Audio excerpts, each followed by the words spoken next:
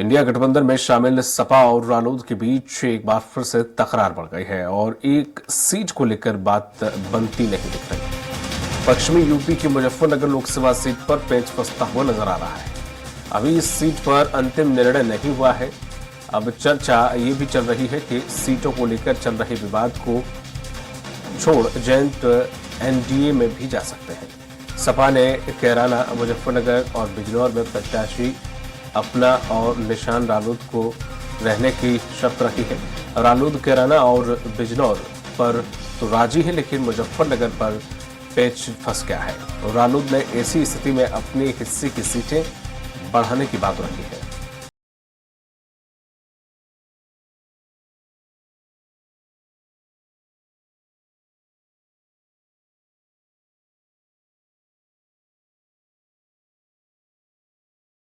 और हमारे साथ अधिक जानकारी के लिए उत्तर प्रदेश संपादक राघवेंद्र त्रिपाठी जी हमारे साथ चुका है। सर, ये मतलबी जो गठबंधन है जो चल रहा है, अब एक सीट को लेकर इतनी बात बिगड़ रही है कि जयंत चौधरी एनडीए में भी जाने के लिए तैयार है। देखिए दीपक जी, इंडी गठबंधन जब से बना है तब से कुछ ठीक नहीं चल रहा है। बिहार में देखिए नीतीश कुमार लोगों के फिर एनडीए में आ गए, सरकार बना ली है, जबकि संयोजक की भूमिका में रहे। सबसे पहले उन्होंने शुरुआत की थी इसकी। ममता बनर्जी ने साफ मना कर दिया कि कांग्रेस को सीटें देने से रही, क्योंकि कांग्रेस को जीरो से स्टार्ट करना है। उद्धव ठाकरे भी कह रहे हैं महाराष्ट्र में कांग्रेस की स्थिति बहुत कुछ अच्छी नहीं है, इस नाते कांग्रेस को छोटे भाई की भूमिका में रहना होगा। उत्तर प्रदेश में लेकर सबकी आस थी कि हाँ अखिलेश यादव और कांग्रेस में बात बन सकती है। बात बनी भी। अखिलेश यादव ने 11 सीटें देने का ऐलान भी कर दिया, लेकिन कांग्रेस ने इस पे अपनी अनिच्छा जाहिर कर दी है। उसे कम से कम 20 सीटें चाहिए। और रालोद और समाजवादी पार्टी का पुराना गठबंधन है, विधानसभा चुनाव भी मिलकर लड़े थे, इसके पिछले वाला लोकसभा चुनाव भी मिलकर लड़े थे। तो माना जा रहा कि दोनों में अच्छी बॉन्डिंग रहेगी, दोनों मिलकर चुनाव लड़ेंगे और पश्चिमी उत्तर प्रदेश में भारतीय जनता पार्टी के लिए मुसीबत खड़ी कर सकते हैं। लेकिन अब सीटों को लेकर इन दोनों दलों में भी कहीं न कहीं खटास आ गई है। कैराना, बिजनौर और मुजफ्फरनगर 3 सीटें ऐसी हैं जहां पे समाजवादी पार्टी का कहना है प्रत्याशी हम देंगे, चुनाव निशान आपका होगा। यानी प्रत्याशी समाजवादी पार्टी का, चुनाव निशान हैंडपंप होगा रालोद का चुनाव निशान। लेकिन रालोद ने साफ कहा कि मुजफ्फरनगर सीट, चूंकि उनके पिता बाबा चौधरी चरण सिंह उस सीट पर चुनाव लड़ते आए हैं, अजीत सिंह उस पर चुनाव लड़के जीत चुके हैं, उस सीट पे हमारा प्रत्याशी भी होगा, हमारा निशान भी होगा। लेकिन समाजवादी पार्टी इस पे अभी राजी नहीं है।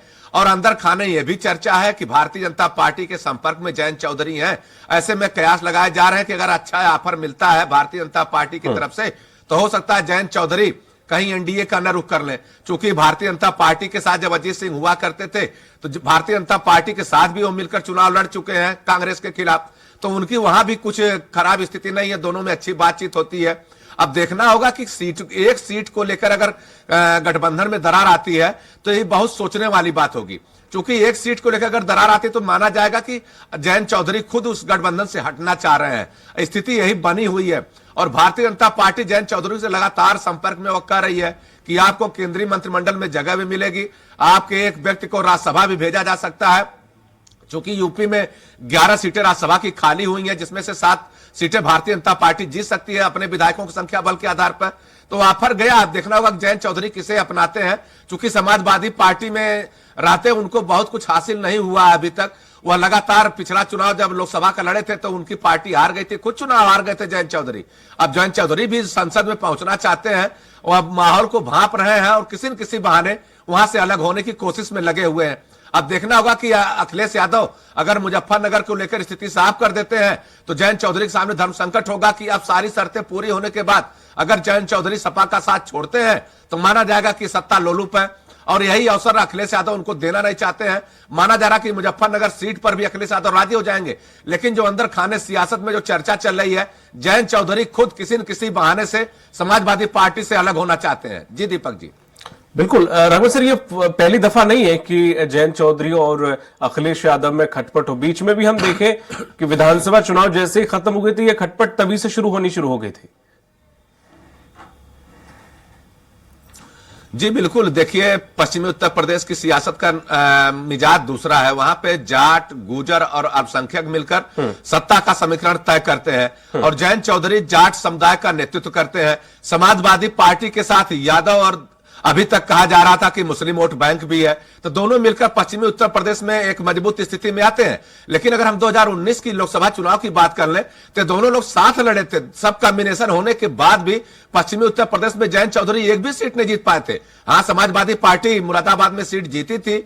उसके अलावा सबसे बड़ी बात है कि जयंत चौधरी गाहे बगाहे अखिलेश यादव से अपनी शर्तों को मनवाने की लगातार कोशिश भी करते रहते हैं। हालांकि जयंत चौधरी केवल एक पश्चिमी उत्तर प्रदेश की पार्टी है, पूरे प्रदेश में उनका जनाधार भी नहीं है, लेकिन अखिलेश यादव पर लगातार दबाव बनाए हुए हैं इस बात को लेकर, अगर आप मुजफ्फरनगर पर राजी नहीं होंगे तो हमारी सीटें और बढ़ाई जाएं।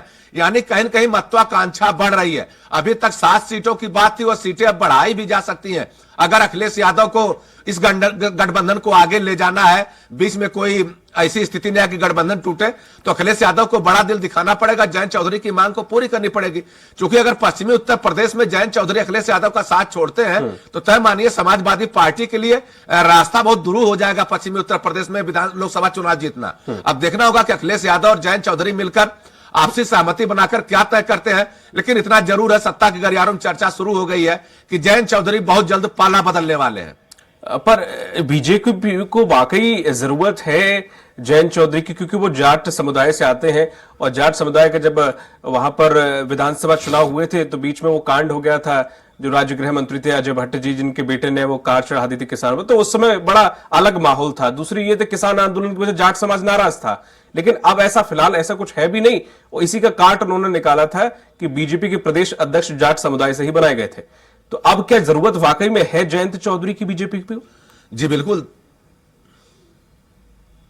जी बिल्कुल। देखिए दीपक जी, भारतीय जनता पार्टी इस समय एक एक वोट के लिए लगातार संघर्ष कर रही है। वो चाहती है कि हमारा वोट परसेंटेज उत्तर प्रदेश में 50% से अधिक हो। हालांकि 49% वोट लगभग उत्तर प्रदेश में 2019 चुनाव में पाए थे, और इस बार टारगेट है कि 50 के पार इसको ले जाएं ताकि हम उसको सीटों में कन्वर्ट कर सकें। और इसी का नतीजा था कि ओम प्रकाश राजभर जो भारतीय समाज पार्टी के नेता हैं, उन्होंने योगी और भारतीय जनता पार्टी के नेतृत्व को क्या क्या नहीं कहा था जब 2017 के विधानसभा चुनाव के बाद पार्टी से अलग हुए थे, भारतीय जनता पार्टी से अलग हुए थे, मंत्रिमंडल से इस्तीफा दिया था, उस समय क्या क्या नहीं कहा था। लेकिन देखिए उनको भी भारतीय जनता पार्टी साथ लाई है। इसके अलावा निषाद पार्टी के नेता है संजय निषाद, उन्होंने भी मनुवाद को लेकर न जाने क्या क्या अब तक भारतीय जनता पार्टी पर आरोप लगा चुके हैं, लेकिन आज भारतीय जनता पार्टी के साथ है। अपना दल की अनुप्रिया पटेल 1% से भी कम वोट कुर्मी बिरादरी का है कई लोकसभा सीटों पे, लेकिन भारतीय जनता पार्टी उनको भी साथ लेकर चल रही है। इसी तरह से जाट समुदाय, हालांकि प्रदेश अध्यक्ष भूपेन्द्र चौधरी जी जाट समुदाय से आते हैं, लेकिन कोई भारतीय जनता पार्टी रिस्क, वह एक संदेश देना चाहती है कि सभी बिरादरी, सभी जातियां, सभी धर्मों के लोग हमारे साथ है। और अल्पसंख्यक समुदाय में भी, पसमंदा समुदाय को लेकर भी एक संदेश भारतीय जनता पार्टी दे रही है कि मुसलमान भी मेरे साथ है। तो कुल मिलाकर वोट की सियासत है। 1% वोट के लिए भारतीय जनता पार्टी हो या कोई भी सियासी दल हो, वह लगातार प्रयास करता है। और हो सकता है भूपेन्द्र चौधरी उतने कारगर न हो जाट समुदाय में जितना अजीत सिंह चौधरी, चरण सिंह और जयंत चौधरी का परिवार रहा है, या जाटों के नेता माने जाते रहे हैं। तो भारतीय जनता पार्टी चाहेगी भी कि अगर जयंत चौधरी उनके पास आ जाते हैं तो जो थोड़ी बहुत कोर कसर है, जो कमियां हैं, उसे भी पूरा कर लिया जाएगा पश्चिम उत्तर प्रदेश में। जी दीपक जी, तमाम जानकारी साझा करने के लिए सर आपका बहुत बहुत शुक्रिया।